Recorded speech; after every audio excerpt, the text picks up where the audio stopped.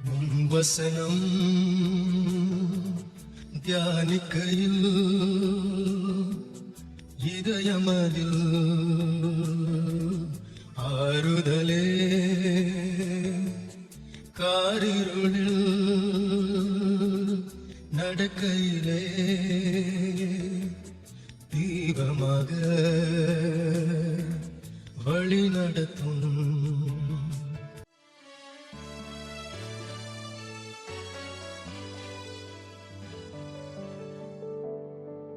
கிறிஸ்துவுக்குள் பிரியமுள்ள சகோதர சகோதரிகளே, நம்முடைய பிதாவாகிய தேவனாலும் கர்த்தராகிய இயேசு கிறிஸ்துவினாலும் கிருபையும் சமாதானமும் உண்டாவதாக என்கிற வாழ்த்துதலோடு தேவனுடைய மிகுந்த கிருபையினாலே மீண்டுமாய் நாம் ஒன்று சேர்வோம். தேவனுடைய மகா பரிசுத்தமான சத்தியங்களை தாவீதினுடைய வாழ்க்கையிலிருந்து தியானிக்கவும் தேவன் நமக்கு கொடுத்திருக்கிற இந்த நல்ல வாய்ப்புக்காக அவருக்கும் அவருடைய குமாரனுக்கும் மகிமையை செலுத்திக் கொண்டு நாம் தொடர்ந்து தாவீதினுடைய வாழ்க்கையில இருக்கிற காரியங்களை குறித்து நாம் பார்க்கலாம். அப்ப சென்ற நாட்களே நம் தாவீதினுடைய வாழ்க்கையில இருந்து நம்ம பார்த்தோம். அப்ப இன்னைக்கு நம்ம 8ஆம் அதிகாரத்துக்குள்ள நம்ம போகணும். அப்ப 7ஆம் அதிகாரத்துல கடைசியா நம்ம பார்த்து முடிக்கும் போது என்ன காரியம் பார்த்துட்டோம் அப்படின்னா, தாவீது ஒரு மிகப்பெரிய ஒரு ஜெபம் வேண்டுதல் தேவன் முன்னாடி வைக்கிறாரு. ஆனா அந்த ஜெபத்துக்கு தேவன் நோ அப்படின்னு சொல்லிட்டார். அதுபோல் நம்மளுடைய வாழ்க்கையிலும் கூட அநேக விண்ணப்பங்களுக்கு தேவன் நோ சொல்லலாம். அப்படி சொல்லும் போது நம்ம என்ன ஆயிடக்கூடாதுன்னு சோர்ந்து போயிடக்கூடாது. அது நம்முடைய வாழ்க்கையில நன்மைக்கு ஏதுவாக தேவன் என்ன பண்ணிருப்பாருன்னா வச்சிருப்பாரு அப்படின்னு கூட நம்ம பார்த்தோம். வேதத்துல அந்த மாதிரி அநேகருடைய ஜெபங்களுக்கு தேவன் நோ சொல்லியிருக்கிறார். அநேகருடைய ஜெபங்களுக்கு அப்படின்னா ஆமா நோ சொல்லியிருக்கிறார். சரிங்களா? யார் யாரு அப்படிங்கிறத என்ன பண்ணலாங்க, நீங்களே தியானிச்சுக்கங்க. கர்த்தருக்கு சித்தமான அது தனியா ஒரு சப்ஜெக்ட் கூட நம்ம பார்க்கலாம். நம்மளுடைய ஜெபங்களுக்கு தேவன் இல்லை என்று பதில் சொல்லும் போது யார் யாருக்கெல்லாம் தேவன் இல்லைன்னு பதில் சொல்லியிருக்கிறார், அதன் மூலமா அவங்க பெற்றுக்கொண்ட நன்மை என்ன. ஏன்னா போனவர் நம்ம பார்த்தோம், இல்லைன்னு சொல்லிட்டு கடைசியில என்ன பண்ணிட்டாரு, போனா போதுன்னு கொடுத்ததுனால தீமையை குறிச்சு எசேக்கியா ராஜாவில இருந்து பார்த்தோம். அதே போல இல்லைன்னு சொல்லி சரியா ஆண்டவரே இல்லைன்னா ரொம்ப சந்தோஷம்னு அமைதி ஆயிட்டாங்க நிறைய பேர் வேதத்துல. அப்படி இல்லைன்னு அவங்க அமைதி ஆயிட்டது நிமித்தம் அவங்க வாழ்க்கையை தேவன் எப்படியெல்லாம் ஆசீர்வதிச்சார் அப்படிங்கிறது அது ஒரு தனி சப்ஜெக்டே இருக்குது. கர்த்தருக்கு சித்தமான அதையும் கூட வருங்காலங்களில் நம்ம பார்க்கலாம். அப்ப இன்னைக்கு நம்ம பார்க்க போகிறோம் 8வது அதிகாரம். அப்ப 8வது அதிகாரத்துல என்ன காரியங்கள் பதிவு செய்யப்பட்டிருக்கு அப்படின்னு சொல்லி பார்க்கும்போது, தாவீதினுடைய வெற்றிகள், தன்னை சுற்றி இருந்த தேசத்தினுள் போய் அவர் ஜெயிச்ச அந்த காரியங்கள், வெற்றிகள் தான் அங்க என்ன இருக்குன்னா பதிவு செய்யப்பட்டிருக்கு. முதல் வசனம் வாசிருங்க. இதற்கு பின்பு தாவீது எதற்கு பின்பு தாவீது ஆலயம் கட்டணும்னு ஆசைப்பட்டாரு. ஆண்டவர் சொல்லிட்டாரு வேண்டாப்பா, அது உன் குமாரன் காலத்துல கட்டிக்கலாம்னு சொல்லிட்டாரு. சரி அப்ப பொருள் சேகரிக்கலாம் அப்படின்னு கூட இவரும் கூட முடிவு பண்ணி வச்சுட்டார் மனசுல. அதற்கு பின்பு பெலிஸ்தரை முறியடித்து பெலிஸ்தியரை முறியடிக்கிறார். பெலிஸ்தியர் எந்த இடத்துட்டு இருந்தாங்க தெரியுங்களா? இஸ்ரேல் தேசத்துல. அவங்க அந்த யூதா தேசம் இருந்த பக்கத்துல இருந்தாங்க. சரிங்களா? அதெல்லாம் ஒரு காலத்துல நம்ம மேப்ல பார்ப்போம். சரி, அப்ப பெலிஸ்தியரை முறியடித்து அவர்களை கீழ்ப்படுத்தி மேத்தேக் அம்மாவை பிடித்துக் கொண்டான். அப்ப பெலிஸ்தியர் பட்டணத்தை ஜெயிச்சிருக்கிறாரு. அவன் மோவாபியரையும் முறியடித்து அவர்களை தரைமட்டும் பணிய பண்ணி அவர்கள் மேல் நூல் போட்டு 2 பங்கு மனுஷரை கொன்று போட்டு 1 பங்கை உயிரோடே வைத்தான். இவ்விதமாய் மோவாபியர் தாவீதை சேவித்து அவனுக்கு கப்பம் கட்டுகிறவர்களானார்கள்.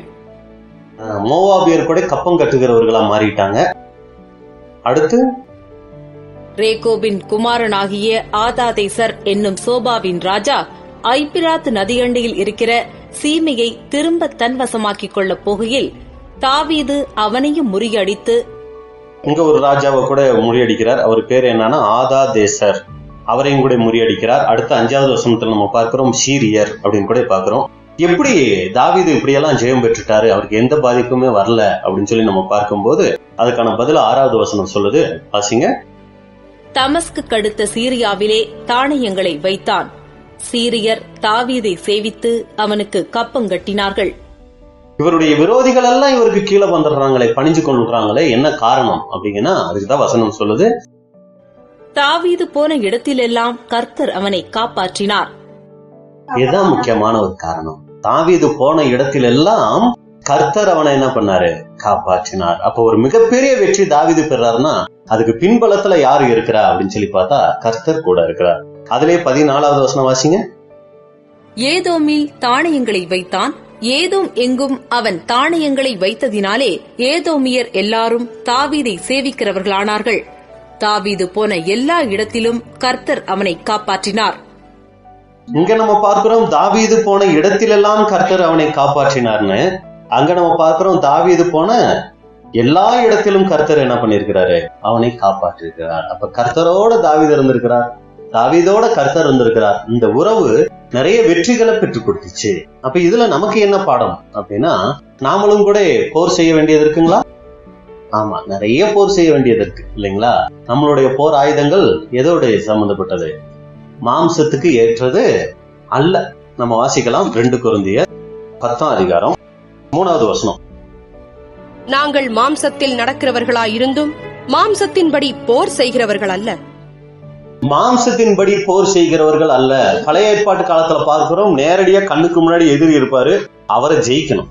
ஆனா புதிய ஏற்பாட்டு காலத்துல நம்ம எப்படிப்பட்டதுன்னா, மாம்சத்துக்கு எதிரிகளை நம்ம பார்க்கறதுல, மாம்சத்துல நமக்கு எதிரிகள் இருக்காங்களா? இருக்காங்களா இல்லைங்களா? இருக்காங்களே. விசேஷமா எங்க இருக்கிறாங்க? அது பக்கத்து வீட்டிலே இருக்காங்க இல்லைங்களா?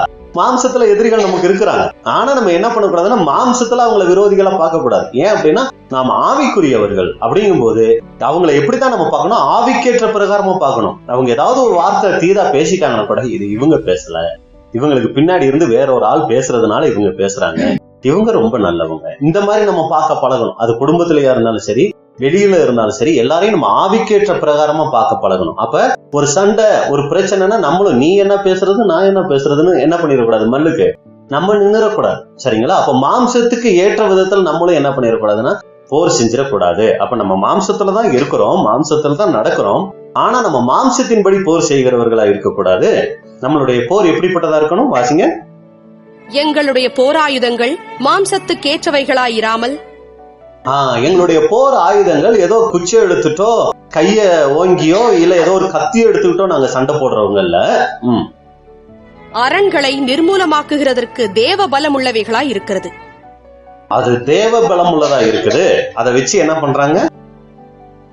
அவைகளால் நாங்கள் தர்க்கங்களையும் தேவனை அறிகிற அறிவுக்கு விரோதமாய் எழும்புகிற எல்லா மேட்டிமையையும் நிர்மூலமாக்கி எந்த எண்ணத்தையும் கிறிஸ்துவுக்கு கீழ்ப்படிய சிறைப்படுத்துகிறவர்களாய் இருக்கிறோம். அது என்னது அந்த தேவ பலம்? எதை வச்சு நம்ம சண்டை போடணும்? மாம்ச பிரகாரமான கருவிகள் நம்ம கிட்ட இல்ல, அதை விட வேற கருவிகள் இருக்கு, தேவனுடைய கருவிகள் அப்படின்னு சொல்றாங்க. அது என்ன கருவிகள்னா, எபேசியர் 6ஆம் அதிகாரம் 13ல இருந்து இருக்கு. ஆகையால் தீங்கு நாளிலே அவைகளை நீங்கள் எதிர்க்கவும் சகலத்தையும் செய்து முடித்தவர்களாய் நிற்கவும் திராணியுள்ளவர்களாகும்படிக்கு தேவனுடைய சர்வாயுத வர்க்கத்தையும் எடுத்துக்கொள்ளுங்கள். ஆயுதங்கள்லாம் நிறைய இருக்கு, எடுத்துக்கங்க. அது என்ன அப்படின்னா, சத்தியம் என்னும் கச்சையை உங்கள் அறையில் கட்டினவர்களாயும், நீதி என்னும் மார்க்கவசத்தை தரித்தவர்களாயும், சமாதானத்தின் சுவிசேஷத்திற்குரிய ஆயத்தம் என்னும் பாதரட்சையை கால்களிலே தொடுத்தவர்களாயும், பொல்லாங்கன் எய்யும் அக்னி ஆஸ்திரங்களையெல்லாம் அவித்து போடத்தக்கதாய் எல்லாவற்றிற்கும் மேலாக விசுவாசம் என்னும் கேடகத்தை பிடித்துக் கொண்டவர்களாயும் நில்லுங்கள். ரட்சண்யம் என்னும் தலைச்சீராவையும் தேவ வசனமாகிய ஆவியின் பட்டயத்தையும் எடுத்துக்கொள்ளுங்கள். இந்த மாதிரி இதெல்லாம் எடுத்துட்டு என்ன பண்ணோம்னா நம்ம சண்டை போடணும். அப்ப இதுதான் நம்ம கிட்ட இருக்கணுமே ஒழிய, போர் ஆயுதங்களா நம்ம கைகள்ல என்ன பண்ணக்கூடாதுன்னா எதையும் எடுக்கக்கூடாது அப்படின்னு கூட சொல்றாரு.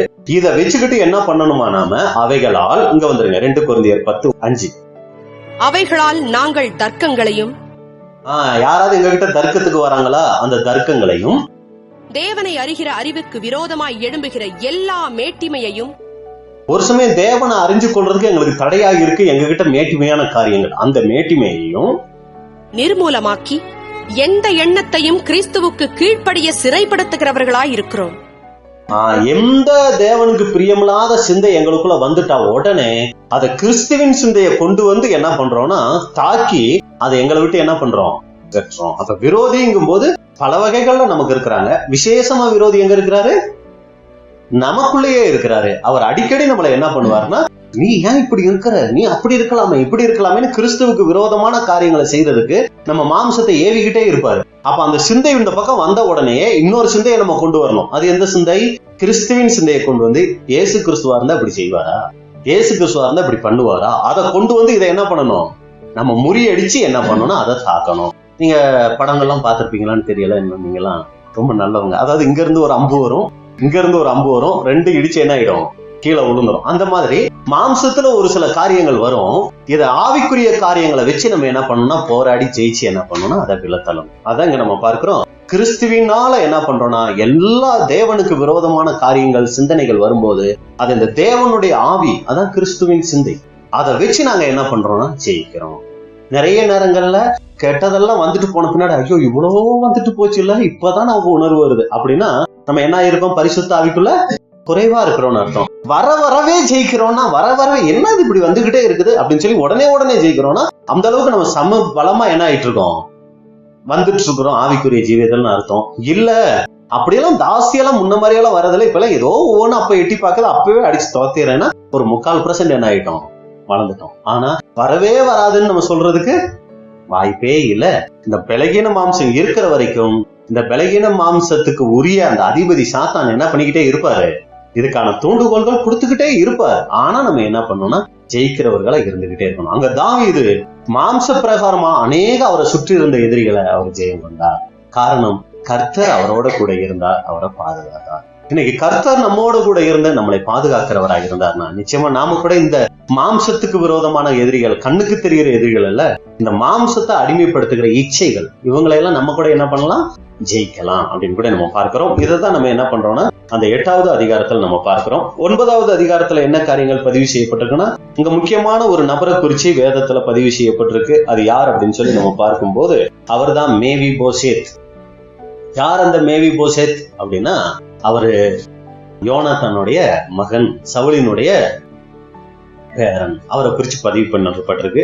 இந்த அதிகாரத்தை நம்ம இப்ப தொடர்றதே இல்லை. ஏன் அப்படின்னா இதை நம்ம தனியா மேவி போசேத்துங்கிற இதுலயே நம்ம தாவீது சப்ஜெக்ட்லயே மேவி போசத்து இன்னும் வேற இடங்கள்லாம் வராரு. அதெல்லாம் சேர்த்து வச்சு மொத்தமா அவரை பத்தி படிச்சு அது நமக்கு என்ன நிழல் பொருளாக இருக்கு அப்படிங்கறத நம்ம பாத்திரலாம். அடுத்து 10வது அதிகாரத்துக்குள்ள போறோம். இப்ப என்ன ஆயிடுச்சு அப்படின்னா வாசிங்க 10வது அதிகாரம் 1வது வசனம்.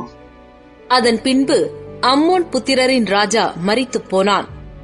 இப்ப அவங்க சுத்திலும் இருந்த எதிரிகள் தேசம் தான். அதுல ஒரு தேசம் வந்து அம்மோன் தேசம். அந்த ராஜா என்ன பண்ணிருக்காருன்னா தாவீது கிட்ட கொஞ்சம் ஐக்கியமா இருந்திருக்கிறார்.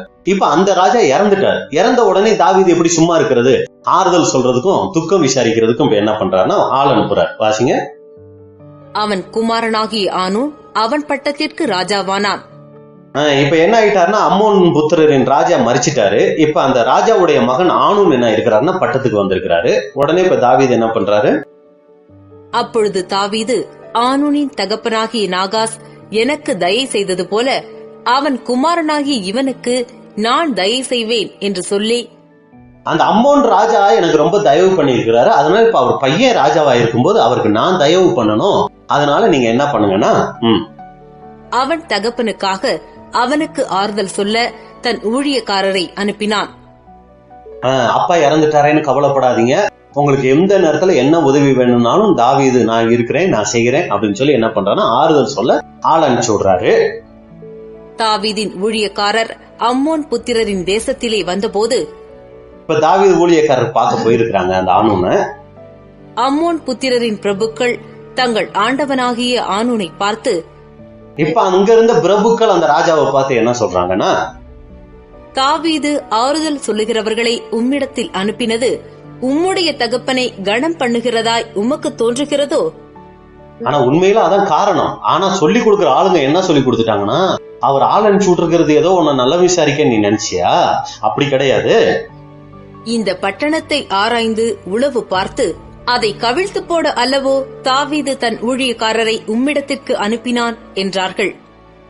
அதாவது ஆறுதல் சொல்ல வர மாதிரி வந்து எங்கெங்க படைகள் இருக்கு, எப்படி இந்த தேசம் இருக்குன்னு உளவு பார்த்துட்டு போய் தாவீது கிட்ட சொன்னா தாவீது வந்து இந்த தேசத்தையே பிடிக்கிறதுக்கு ஐடியா பண்ணிருக்கிறாங்க அப்படின்னு சொல்லி அந்த பிரபுக்கள் என்ன பண்றாங்கன்னா சொல்லிடுறாங்க. அப்பொழுது ஆனூன் தாவீதின் ஊழியக்காரரை பிடித்து, உடனே அவர் வந்து இவங்களா பார்க்கல, ஆறுதல் சொல்ல வந்தவங்களா பார்க்காம எதிரிகளா பார்த்து என்ன பண்ணிட்டாரு, அவங்கள பிடிச்சு அவர்களுடைய ஒரு பக்கத்து தாடியை சிரைத்து அவர்களுடைய வஸ்திரங்களை இருப்பிடம் மட்டும் வைத்துவிட்டு மற்ற பாதையை கத்தரித்து போட்டு அவர்களை அனுப்பிவிட்டான். ரொம்ப அவமானப்படுத்தி அவங்கள வெளியே அனுப்பிச்சு விட்டாரு. அது தாவீதுக்கு அறிவிக்கப்பட்ட போது இப்ப அவங்க ஊருக்கு வரல, வெளியிலே இருக்கிறாங்க. தாவீதுக்கு செய்தி வந்துருச்சு, ஆறுதல் சொல்ல போனவங்கள அந்த ஆனூன் ராஜா அவமானப்படுத்தி அனுப்பிச்சிட்டாராம் அப்படின்னு செய்தி வந்த உடனே ராஜா அந்த மனுஷர் மிகவும் வெட்கப்பட்டபடியினால் அவர்களுக்கு எதிராக ஆட்களை அனுப்பி உங்கள் தாடி வளரும் மட்டும் நீங்கள் எரிகோவிலிருந்து பிற்பாடு வாருங்கள் என்று சொல்லச் சொன்னான். அப்ப எரிகோவுக்கு அந்த பக்கம் தான் அந்த அம்மோன் தேசம் இருக்குது. அங்க இருந்து வந்த பின்னாடி நீங்க எரிகோவிலே இருங்க, தாடியெல்லாம் வளர்ந்த பின்னாடி நீங்க என்ன ஆகுங்க, நீங்க நம்ம ஊருக்கு வந்தா போதும், அது வரைக்கும் அங்கேயே வெயிட் பண்ணுங்க அப்படின்னு கூட சொல்லிட்டாரு.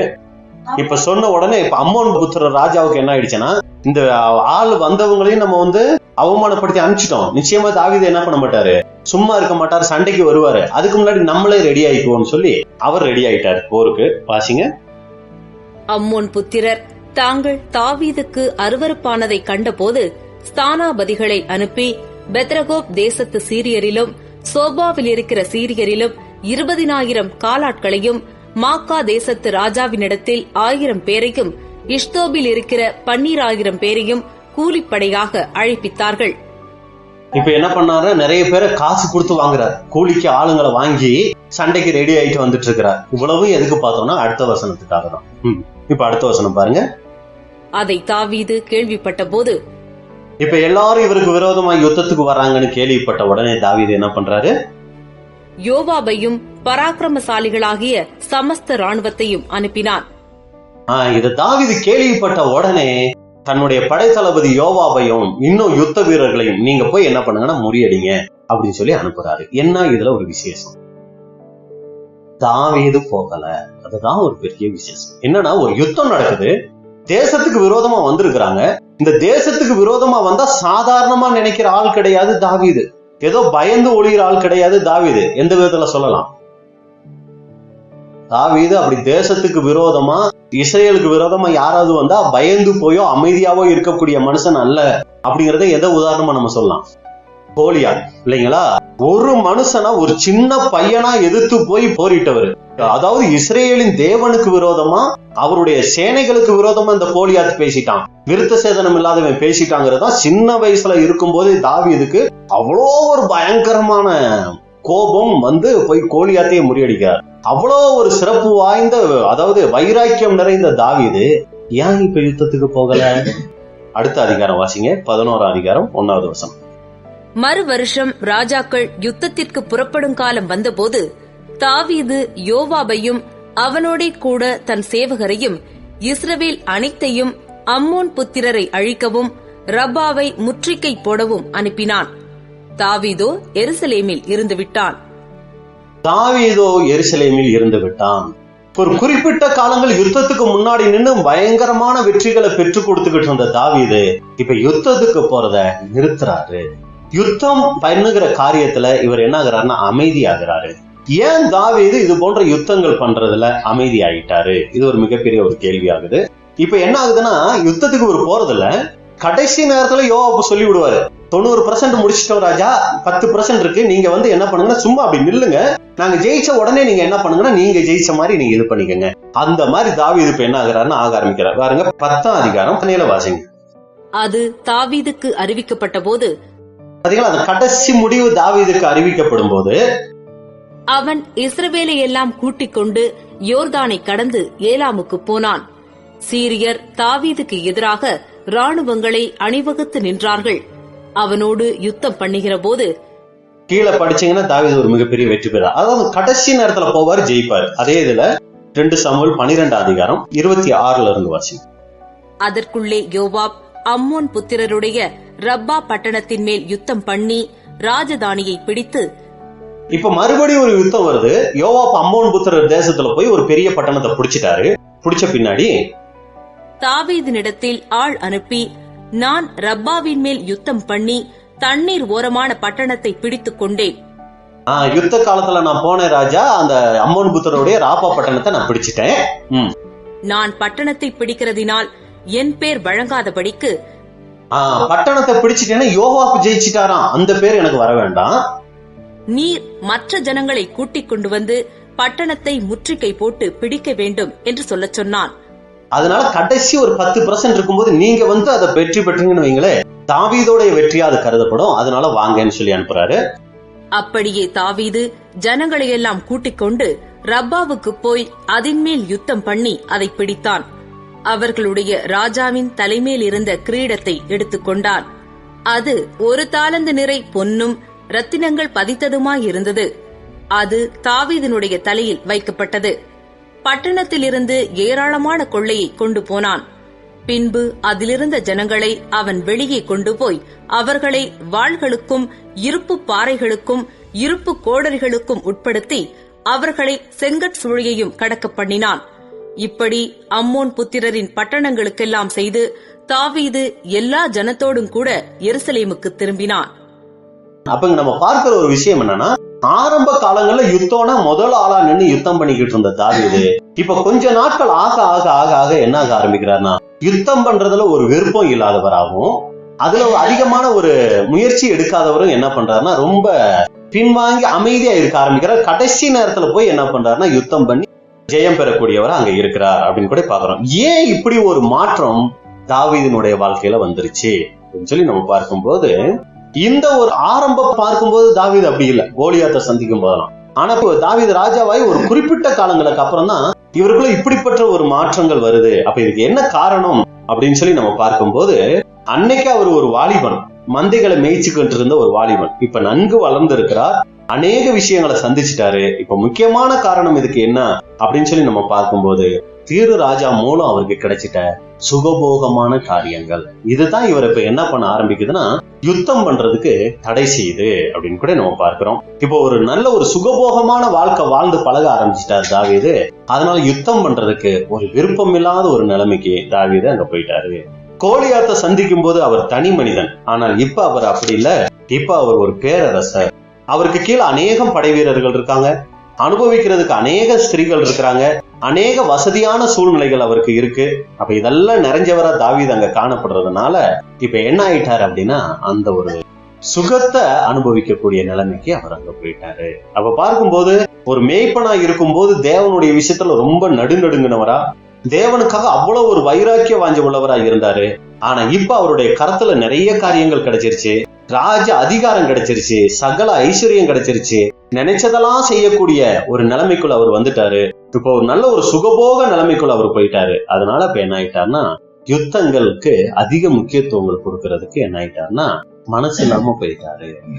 அப்ப இது கூட நமக்கு ஒரு நல்ல பாடம்.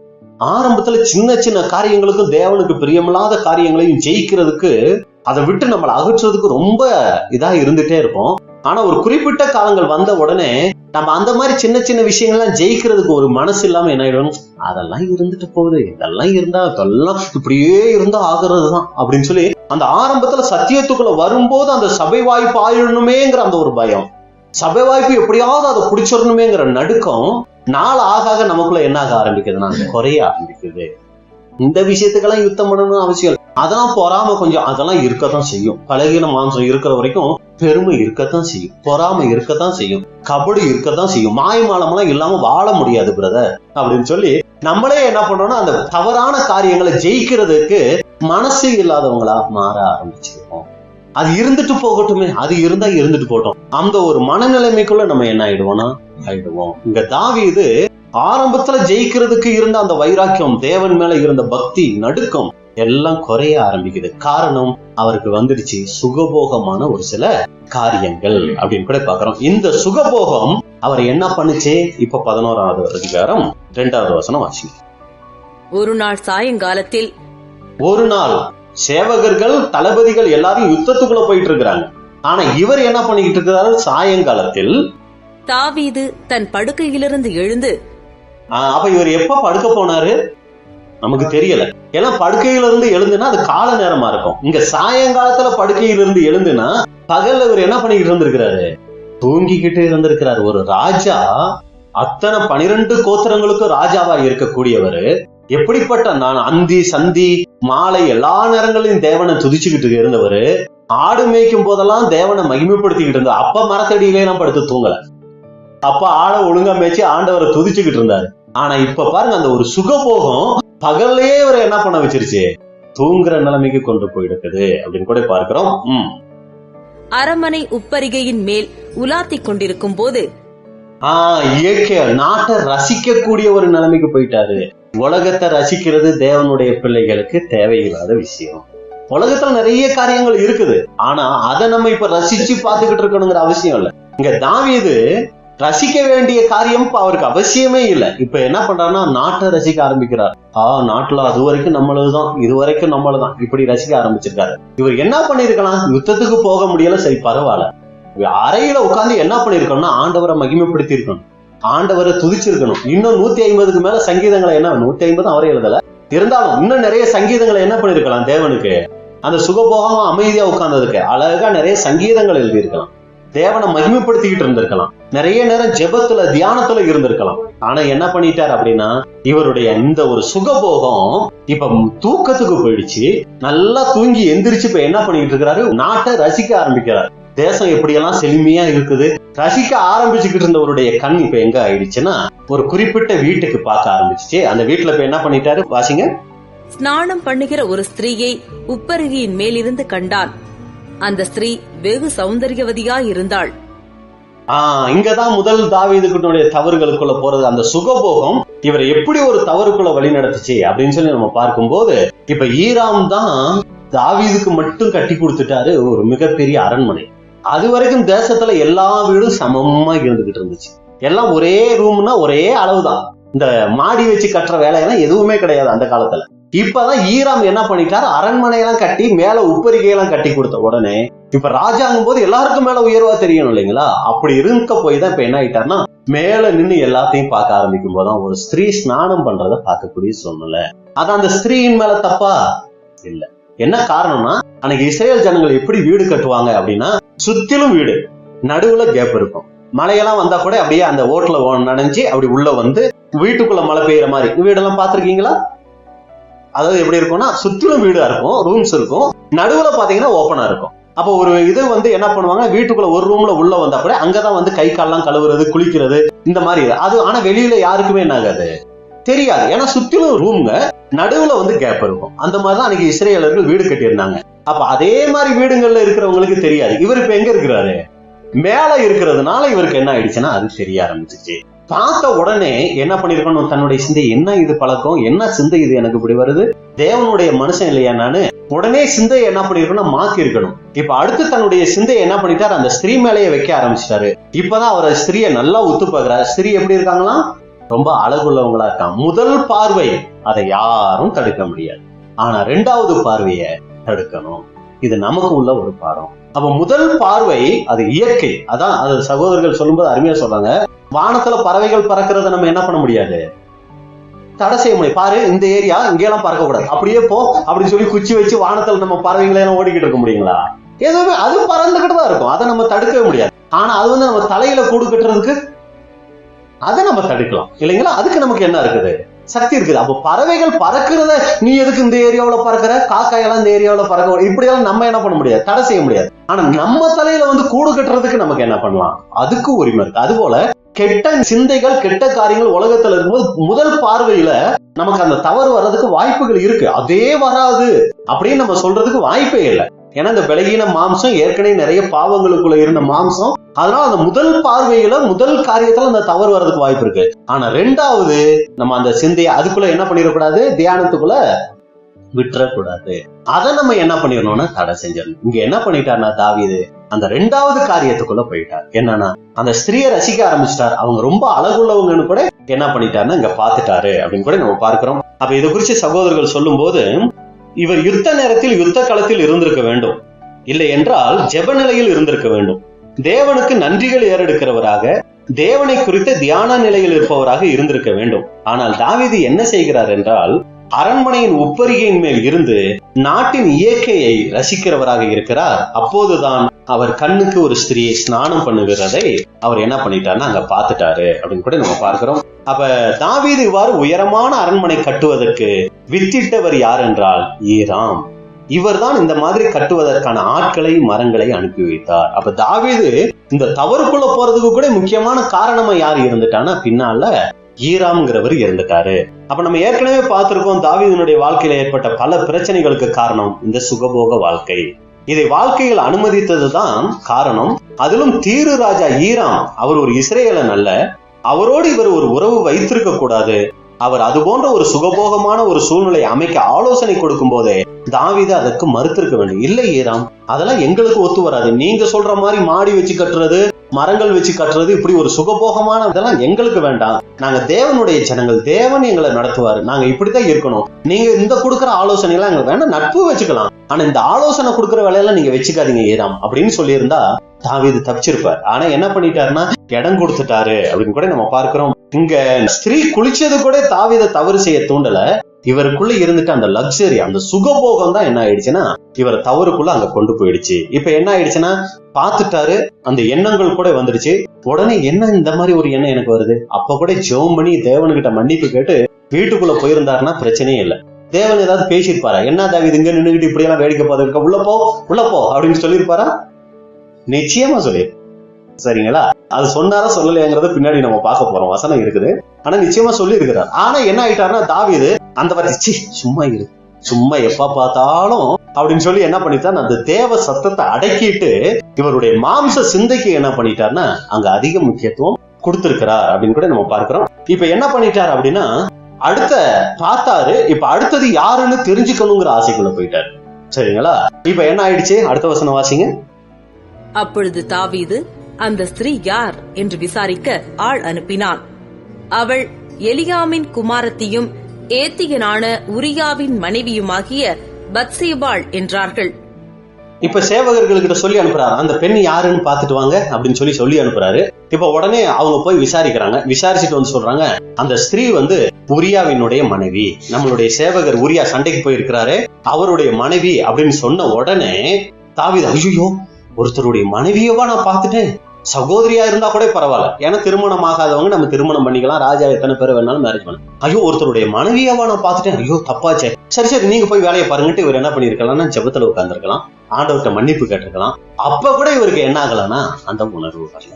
ஏன் இன்னொருடைய மனைவியை நம்ம பார்க்க கூடாது, அது தவறுங்கிற உணர்வு ஏன் வரல தாவீதுக்கு? ஏன் வரல தெரியுங்களா? ஏற்கனவே இவர் அப்படி பழகிட்டார். எப்படி பழகிட்டாரு? நாபாலினுடைய மனைவியை மேரேஜ் பண்ணும் போது அப்ப அந்த குற்றம் இன்னொருத்தருடைய மனைவியை மேரேஜ் அதெல்லாம் தப்பு இல்ல. இது என்ன ஆயிடுச்சுன்னா உள்ளுக்குள்ள உட்கார்ந்துருச்சுங்களா.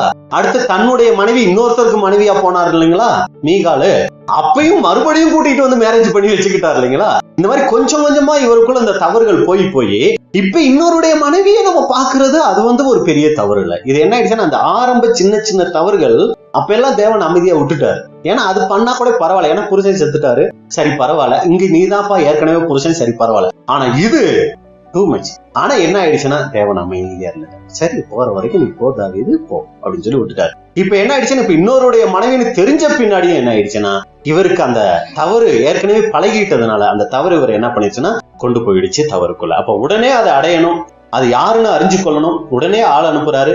அது இன்னொருத்தருடைய மனைவி, அது யுத்த வீரனுடைய மனைவி, தன்னுடைய நம்பிக்கைக்கு பாத்திரமா இருக்கிற ஒரு யுத்த வீரனுடைய மனைவி. அப்படி எல்லாம் தெரிஞ்சா கூட அவருக்கு துரோகம் பண்ணக்கூடாதே அப்படிங்கிற எண்ணம் இவருக்குள்ள வரல. இவருக்குள்ள இருந்த அந்த சுகபோகம் அதையும் கூட நான் அனுபவிக்கணும், அந்த மாதிரி என்ன ஆயிடுச்சு ஒரு தவறான இச்சைக்குள்ள இவர் அங்க கொண்டு போயிடுச்சு. அப்ப சகோதரர்கள் சொல்லும் போது தாவீது இப்போது ஒரு சுகபோக நிலைமையில் இருக்கிறார். ஆனந்தம், அழகை ரசிப்பது, இப்படியாய் தன் நாட்களை கழித்துக் கொண்டிருக்கிறார். எந்த குறைவையும் தன் மாம்சத்துக்கு வைப்பதில்லை. இப்படி இவர் இருக்கும்போது சிறு தவறுகள் வரும்போது அவருடைய மனசாட்சியே அவரை உணர்த்தும், இது தவறு, இது பிரமாணத்துக்கு விரோதமானது. பாருங்க ரொம்ப அருமையா சொல்றாங்க. அப்ப தாவீதுக்குள்ள அந்த உணர்வு குத்துதலே வரலையா? என்ன தாவீது இப்படி பண்ற, இது தப்பாச்சே. ஏன்னா சின்ன சவுலினுடைய, நம்ம ஏற்கனவே அதை பார்த்தோம், சவுலினுடைய சால்வை தொங்கலை அறுத்ததுக்கு இவருக்கு என்னாச்சு? குத்துதல். ஐயோயோ ஒரு அபிஷேகம் பண்ணப்பட்ட மனுஷனுடைய சால்வை நுனித்தொள்ளங்களை கத்தரிக்கிறோமேங்கிற அந்த ஒரு உணர்வு, அந்த ஒரு பயப்பட்ட மனுஷனா இந்த தாவீது. ஏன் இப்ப தாவீதுக்குள்ள இந்த உணர்வுகள், இந்த தவறு, இப்படி ஒரு தவறுக்குள்ள போறாரு? ஏன் இவருக்குள்ள அந்த உணர்வுகள் வரலையா? தேவன் பேசலையா உள்ளுக்குள்ள? ஏன் தாவீதுன்னு பேசலையா அப்படின்னா, தாவீதுக்குள்ள தேவன் பேசும்போதெல்லாம் இவர் அதுக்கு பதிலா இன்னொரு காரியத்தை சமாதானப்படுத்தி வச்சாராம்.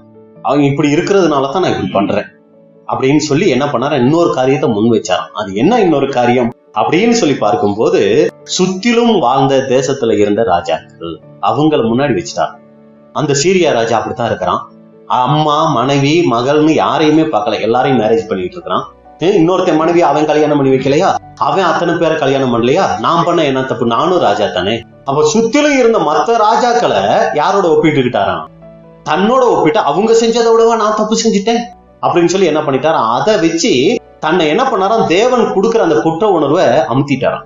அமுத்தி என்ன பண்ணிட்டாரு, நான் நியாயமா தான் செய்யறேன், எல்லாம் சரியா தான் செய்யறேன்னு தன்னை நியாயப்படுத்திக்கிட்டாராம். பாருங்க, மற்ற ராஜாக்கள் எப்படி இருக்கிறார்கள், எப்படிப்பட்ட வாழ்க்கை வாழ்கிறார்கள் என்று கவனித்திருக்கிறார். அவர்கள் இவ்வாறு சுகபோகமாக ஆடம்பரமாக எந்த கட்டுப்பாடும் ஸ்திரீகள் விஷயத்தில் இல்லாதவர்களாக, அது இன்னொருவரின் மனைவி தாய் என்றெல்லாம் பார்க்காமல் அவர்கள் செயல்படுவதை தாவீது பார்க்கிறாரு. ராஜா என்றால் எதை வேண்டுமானாலும் செய்யலாம், எதை வேண்டுமானாலும் அனுபவிக்கலாம், ராஜாவை யாரும் குற்றப்படுத்த முடியாது அப்படின்னு நினைச்சு நியாயப்பிரமாணம் தன்னை குற்றப்படுத்தும் போது இதை வைத்து தன் மனசாட்சி சுட்டி காண்பித்த தவறுக்கு தன்னை நியாயப்படுத்திக் கொள்கிறவராக இருந்துட்டாரு. இது நம்ம படிக்கும்போது ஒரு மாதிரி இருக்கும், ஆனா இதை நம்ம வாழ்க்கைக்கு பொருத்தணுங்க. ஏன்னா அது மாம்சீகம். இதெல்லாம் முன்பு எழுதியிருக்கிறதுலாம் நமக்கு என்னவா எழுதியிருக்கு, எச்சரிப்பு, போதனை, சரிங்களா, நம்ம அழிஞ்சு போயிடாம இருக்கிறதுக்காக இதெல்லாம் எழுதப்பட்டிருக்கு. அப்படின்னா இதுல நமக்கு என்ன பாடம் அப்படிங்கும் போது நம்ம இன்னைக்கு அநேக சகோதர சகோதரிகளை பார்ப்போம். அவங்க ஒவ்வொருத்தரும் ராஜாக்கள், அவங்க ஒவ்வொருத்தரும் ஆசாரியர்கள், எல்லாருக்குள்ளேயும் ஒரு சில தவறுகள் இருக்கும். அப்ப நம்ம கிட்ட ஒரு சில தவறுகள் வரும்போது அடுத்தவங்க தவறை பார்த்துட்டு நம்ம என்ன பண்ணிக்க கூடாது, நியாயப்படுத்திக்க கூடாது. அவங்களும் ஏற்கனவே உடன்படிக்கை பண்ணவங்க தான், இவங்க நமக்கு பின்னாடி உடன்படிக்கை பண்ணவங்க தான், முன்னாடி பண்ணவங்க தான், பின்னாடி பண்ணவங்க தான், சுற்றிலும் பண்ணவங்க தான் இருக்கிறாங்க. இவங்க கிட்ட இந்த தவறுகள்லாம் இருக்கே, என்கிட்ட இருந்தா என்ன பெரிய தப்பு இப்படின்னு மற்றவர்களுடைய தவறை நம்ம என்ன பண்ணிக்க கூடாது, நியாயப்படுத்திக்கிட்டு நம்ம தவறு இருந்தா பரவாயில்லைங்கிற எண்ணத்துக்கு போயிடக்கூடாது. இதுதான் ரொம்ப கவனிக்க வேண்டிய ஒரு விஷயம். அப்ப இன்று தேவ ஆவியின் மூலமாக நம் தவறு சுட்டி காட்டப்படும் போது மற்றவர்கள் எல்லாம் அப்படி செய்கிறார்கள், அவர்கள் அவ்வளவு தவறு செய்திருக்கிறார்கள் அப்படின்னு சொல்லி நம்ம மனசாட்சியை மழுங்கடிச்சிட்டு நம்ம செய்யற தவறுக்கு நியாயம் கற்பிச்சுக்க கூடாது. அந்த பிரதர் அவ்வளவு சப்ஜெக்ட் பேசுறாரு, அவரே அப்படித்தான் இருக்கிறாரு, நான் அப்படி இருந்தா என்ன, அந்த சிஸ்டர் அப்பையில இருந்து ஒரு மூத்த சகோதரியா இருக்காங்க, அவங்களே அப்படியெல்லாம் இருக்காங்க, நான் அப்படி இருந்தா என்ன இப்படின்னு சொல்லி மற்றவங்களை நம்ம என்ன பண்ணிடக்கூடாது, முன்னாடி வச்சு நம்ம செய்யற தவறுகளுக்கு நியாயம் கற்பிச்சிட கூடவே கூடாது. ஏன் அப்படின்னா இன்னைக்கு சபை ஐக்கியத்துல தான் இருப்பாங்க. எத்தனை வகுப்பா இருப்பாங்க இன்னைக்கு சபை ஐக்கியத்துல? 3 வகுப்பாரா 4 வகுப்பாரா? 4 வகுப்பா இருப்பாங்க. ஒண்ணு பெயர் புது சிருஷ்டி, இவங்களுக்கும் சத்தியத்துக்கும் சம்பந்தமே இருக்காது. வருவாங்க, உட்காருவாங்க, போவாங்க. இவங்களுக்குள்ள தேவனுடைய ஆவி இருக்காது, தேவனுடைய உணர்த்துதல்கள் இருக்காது, எதுவுமே இருக்காது. ஒரு உலக மனுஷன் எப்படி இருப்பாரோ அதே போலதான் இருப்பாரு. வருவாரு, உட்காருவாரு, போவாரு.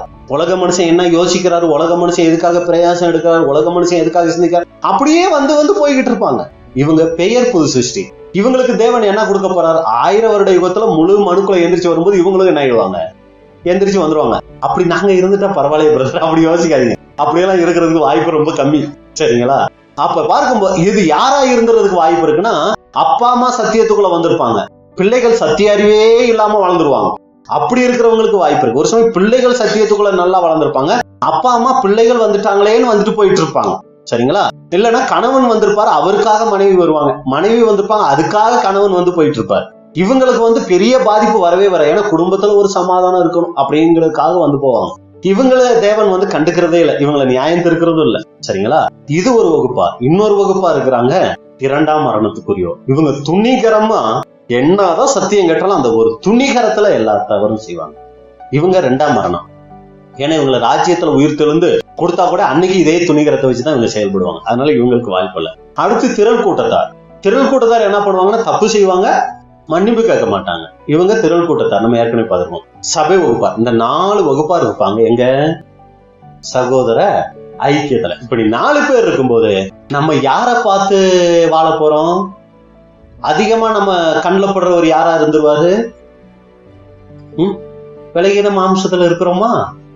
அப்ப நம்ம கண்ணுக்கு எதுதான் தெரியும்? அதான் நம்ம அடிக்கடி சொல்றது, இந்த வெள்ளை நோட்ல வெள்ளை பக்கத்துல ஒரு கருப்பு புள்ளி வச்சு என்ன தெரியுதுன்னு கேட்டா என்ன சொல்லுவோம்?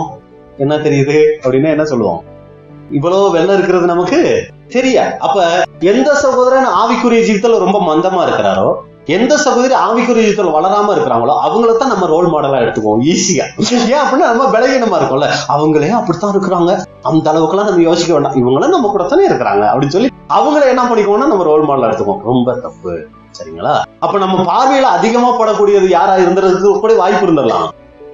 ரொம்ப தவறுக்குள்ள இருந்தாங்கன்னா 2ஆம் மரணத்துக்குரிய யாராவது கூட இருந்துடலாம். இல்ல பேர் புது சிஷ்யா கூட, அவர் தான் பிரதர், வர்றதும் தெரியாது போறதும் தெரியாது. அப்படி இருக்கிறதுக்கு எல்லாமே இருந்துடலாமே இல்லைங்களா? வர்றதும் தெரியாது போறதும் தெரியாதுன்னா அப்புறம் எதுக்கு இந்த வாழ்க்கை இல்லைங்களா? அப்படி இருந்துட்டு அப்படியே இருக்கக்கூடாது. அடுத்து திரள் கூட்ட வகுப்பாராவும் இருந்துடக்கூடாது. அதனாலதான் வசனம் சொல்லுது. வசனம் நீங்க வாசிங்க. எசேக்கியேல் 2ஆம் அதிகாரம் 8வது வசனம். மனுபுத்திரனே, மனுபுத்திரனே, எசேக்கியேல் தீர்க்கதரிசி பார்த்து சொல்றார், மனுபுத்திரனே, நீ அந்த கலக வீட்டாரைப் போல கலகக்காரனாயிராமல். யாருங்க அந்த கலக வீட்டார்? இஸ்ரேல் ஜனங்கள் தான். இஸ்ரேல் ஜனங்களை பார்த்து இப்ப தேவன் சொல்றாரு, அவங்க கலக வீட்டார்.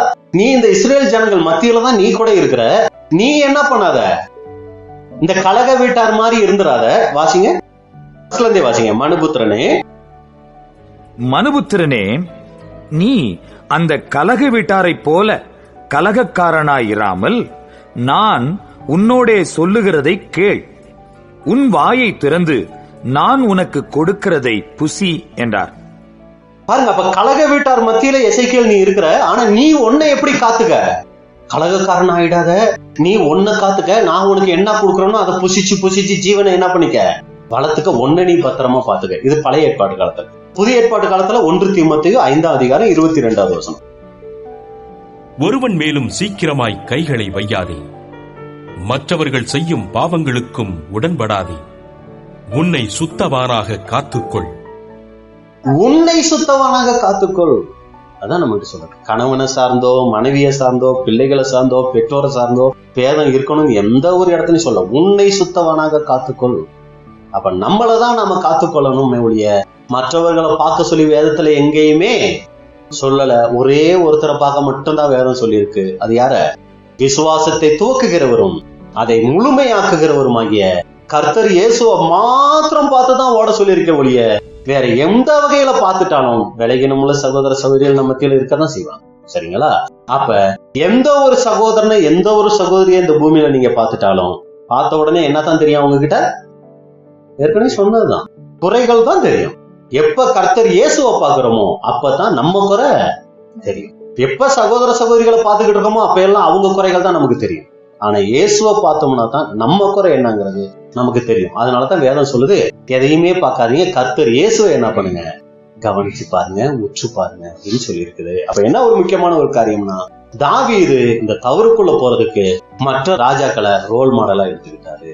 அவங்க செய்யறாங்களே, நான் செஞ்சா என்ன அப்படிங்கறதுதான் எடுத்துட்டாரு ஒழிய நியாயப்பிரமாணம் எனக்குள்ள கொடுக்கப்பட்டிருக்கு, நான் தேவனுடைய மனுஷன் இல்லையா, நான் இதை செய்யலாமா அப்படின்னு அவர் யோசிக்கல. அதனாலதான் இந்த சபைக்கு கடைசியா தேவன் கொடுக்கிறார் ஒரு எச்சரிப்பு. சபையில இருப்பாங்க 3 கூட்டத்தார். அந்த 3 கூட்டத்தார் 3 விதமா செயல்படுவாங்க. நீங்க இப்பதான் 4 அப்படியெல்லாம் சொன்னீங்க அப்படின்னா வேதத்துல சொல்லியிருக்க சொல்றேன். இவங்க இப்படியெல்லாம் இருப்பாங்க, நீ இப்படி இருந்தது. காசிங்க வெளிப்படுத்தின விசேஷம் 22ஆம் அதிகாரம் 11வது வசனம். அநியாயம் செய்கிறவன் இன்னும் அநியாயம் செய்யட்டும். அப்ப அநியாயம் செஞ்சுக்கிட்டு இருக்கிறாங்களா, அவங்கள நீங்க பாக்காதீங்க. அவங்க என்ன பண்ணிட்டே போகட்டும், இன்னும் அநியாயம் செஞ்சுட்டு போகட்டும், அதை பத்தி நீங்க கவலைப்படாதீங்க. அடுத்து, அசுத்தமாயிருக்கிறவன் இன்னும் அசுத்தமாயிருக்கட்டும். அசுத்தமா இருக்காங்களா, இன்னும் அசுத்தமா இருந்துட்டு போகட்டும், நீங்க அதை பத்தி கவலைப்படாதீங்க. ஆனா நீங்க என்ன ஆகணும்? நீதி உள்ளவன் இன்னும் நீதி செய்யட்டும்.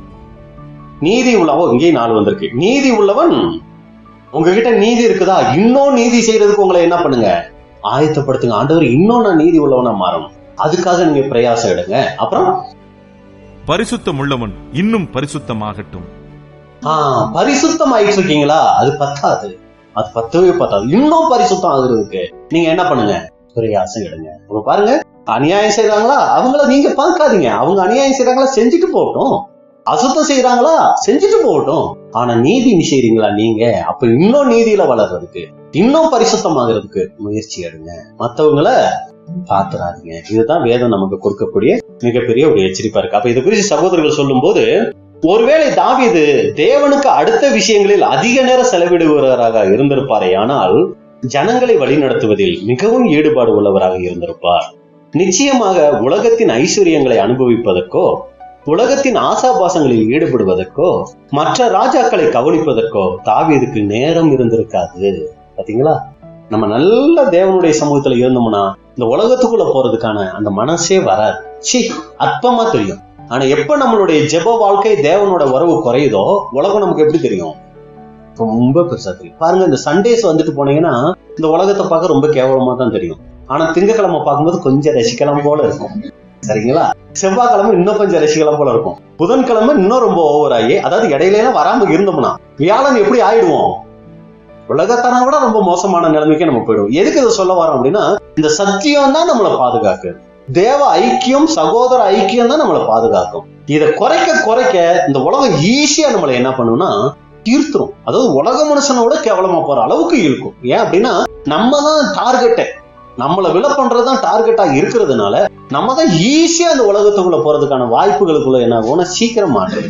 அப்ப பாருங்க, தாவீது அதிகமாய் தேவனுடைய சமூகத்துல கர்த்தரை என் முன்பாக வைத்திருக்கிறேன், அவர் என் வலது பாரிசத்தில் இருக்கிறபடியால் நான் அசைக்கப்படுதில்லை, அப்படியே இருந்துகிட்டு இருந்தாருன்னா இதெல்லாம் ஈஸியா ஜெயிச்சிருக்கலாம். ஆனா இப்ப என்ன ஆயிட்டாருன்னா ஈராமுக்கு இடம் கொடுக்க ஆரம்பிச்சிட்டாரு, சுகபோகத்துக்கு இடம் கொடுக்க ஆரம்பிச்சிட்டாரு. இதுதான் அவரை கொஞ்சம் கொஞ்சமா என்ன ஆயிடுச்சுன்னா கீழே கொண்டு போயிடுச்சு. தாவீதுக்கு அதிக ஓய்வு கிடைத்தது. இந்த ஓய்வை அவர் தேவனுக்கு அடுத்த விஷயங்களில் செலவழிக்காமல் எல்லாவற்றையும் அனுபவித்து பார்ப்போம் என்ற சிந்தையில் மூழ்கிவிட்டார். மனதில் குத்துதல்கள், அதாவது அந்த உணர்வு வந்தால் உடனே மற்ற ராஜாக்களை முன்னிறுத்தி தன்னை நியாயப்படுத்திக் கொண்டார். தான் செய்வது தவறு அல்ல என்று சொல்லிக்கொண்டு தேவன் மேல் வைக்க வேண்டிய பார்வையை இப்போது தன்னை சுற்றி இருக்கிற ராஜாக்களின் மேல், அவர்கள் அனுபவிக்கும் சுகபோகங்கள் மேல், அவர்கள் செலுத்தும் அதிகாரங்கள் மேல் தன் பார்வையை செலுத்த ஆரம்பித்தார். அவன் 5 குதிரை புதுசா எகிப்துல இருந்து வாங்கிட்டானா, அப்ப நமக்கு ஒரு 6 குதிரையா வாங்கு, நம்ம என்ன அவனை விட என்ன கேவலம் அப்படின்னு சொல்லி என்ன பண்றாருன்னா உலக காரியங்கள்ல அதிகமாக மூழ்க ஆரம்பிச்சிட்டாரு. இதுக்கு முக்கிய காரணமாக அமைந்தது அந்நிய ராஜாவான ஈராம். இவரால் தான் இந்த சுகபோகம், இவரால் தான் அந்நிய ராஜாக்களை பின்பற்றும் மனநிலை, இதுதான் இவ்வளவு பெரிய பாதிப்புகளை உண்டாக்கியது அப்படின்னு நம்ம பார்க்கிறோம். பாருங்க, சகோதர சகோதரிகளோட சேர்ந்து பேசிட்டு இருந்தோம்னா அவங்க எதை பத்தி தான் பேசுவாங்க. பஸ்கா வருது பிரதர், எவ்வளவு ரெடி ஆகிருக்கிறீங்க, இன்னும் ரெடி ஆகணும் பிரதர், இன்னும் சப்ஜெக்ட் எல்லாம் கேட்கணும் பிரதர், இப்படி பேசிட்டு இருப்பாங்க. இதே உலகத்தங்கிட்ட போய் உட்கார்ந்தோம்னா அவர் என்னத்த சொல்லுவாரு, இப்பதான் 4 வீடு வாங்கி முடிச்சேன், 5வது வீட்டுக்கு லோன் போட்டிருக்கிறேன், சரியா அப்படின்னு அவர் சொல்ல சொல்ல நமக்கு என்ன ஆக ஆரம்பிக்கும், ஒரு வீடு கூட இன்னும் வாங்கலையே, இவங்கெல்லாம் 4 வீடு வாங்கிட்டாங்க, அட்லீஸ்ட் நமக்கு மட்டுமாவது ஒரு வீடு பார்த்தா தானே சரி. ஒரு சமயம் நம்ம பரலம் போயிட்டா நம்ம பிள்ளைங்களாவது பூமியில இருக்கிறது, அவன் வீட்டை கட்டினவன் அதிலேயே குடியிருப்பான்னு சொல்லி இருக்குல்ல, அதனால அவங்களுக்காவது அவங்க சத்தியத்துக்குள்ள வரலான்னு அவங்களுக்காவது ஒரு வீடு. நம்ம ரொம்ப தான் ஓவரா திங்க் பண்ணிட்டு இருக்கோமோ, ரொம்ப ஆவி ரொம்ப ஆண்டவர் ரொம்ப சத்தியம்னு சொல்லி பாரு, இவங்களும் நல்லா தான் இருக்கிறாங்க, என்ன அப்படியே கொஞ்சம் கொஞ்சமா அது மேல அப்படியே இருக்காங்க. உலகத்தானோட பேசவே வேணாம், 2 பேர் பேசிக்கிட்டு கேட்டாலே போதும், இங்க என்ன வர ஆரம்பிச்சிடும், ஐயோ இவங்கெல்லாம் இவ்வளவு நல்லா யோசிச்சுக்கிட்டு இருக்கிறாங்க, நம்மளும் தான் இருக்கோம், முடிச்சிருவோமோ அவ்வளவு தானோ அப்படின்னு சொல்லி என்ன ஆயிடுவோம், அப்படி நம்மளுடைய மைண்டு போக ஆரம்பிச்சோம். பாருங்க, அதான் அந்த தேவ உறவு, நம்ம அதாவது யாரு கூட அதிக ஐக்கியம் வைக்கிறோமோ அப்படித்தான் நம்ம மாறுவோம். அதனாலதான் சீன பழமொழி அழகா சொல்லியிருக்கு, உன் நண்பன் யார் என்று சொல், நீ யார் என்று சொல்கிறேன். அப்ப இங்க வந்துட்டு போறதோட நம்ம ஐக்கியம் முடிஞ்சு போறது இல்லைங்க, வெளியே போனாலும் நம்மளுடைய ஐக்கியம் அதிகமா யாரு கூட இருக்குது, சகோதர சகோதரிகளோட போன் கான்டாக்ட், தேவனுடைய பிள்ளைகளுடைய சத்தியங்களை படிக்கிறது, தியானிக்கிறது, இப்படியே நம்மளுடைய ஐக்கியத்தை வச்சுக்கிட்டு இருந்தோம்னா ஜெயிச்சிருவோம்.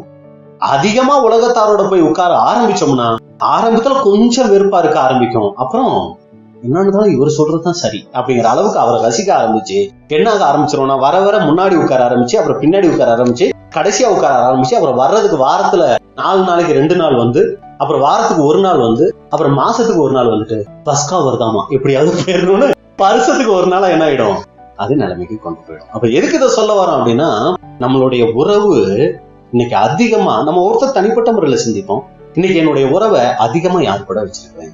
வேதம் சொல்லுது பாருங்க, 1 யோவான் 1:3-4 நீங்களும் எங்களோட ஐக்கியமுள்ளவர்களாகும்படி நாங்கள் கண்டும் கேட்டும் இருக்கிறதை உங்களுக்கும் அறிவிக்கிறோம். இங்க யோவான் சொல்றாரு அந்த சபையாரை பார்த்து, பாருங்க பிரதர்ஸ் அண்ட் சிஸ்டர்ஸ், நீங்க எங்களோட என்ன பண்ணுங்க, ஐக்கியம் வைங்க.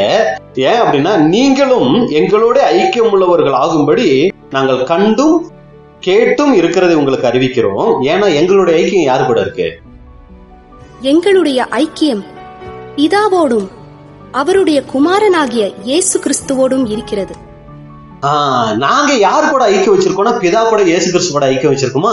நீங்க யாரு கூட ஐக்கியம் வைங்க, எங்க கூடயே ஐக்கியம் வச்சீங்கன்னா உங்களுக்குள்ள இந்த ஆவிக்குரிய சந்தோஷம் இருந்துகிட்டே இருக்கும். இல்ல அப்படின்னா எங்களோட ஐக்கியம் வைக்காம உலகத்தோட ஐக்கியம் வச்சீங்கன்னு வைங்க, அதிகமா அவங்க உலகத்தின் ஆவிதான் அவங்க கிட்ட இருக்கு. நம்ம கிட்ட தேவனுடைய ஆவி இருக்கிறதுனால தேவனை பத்தி அதிகம் பேசுவோம்.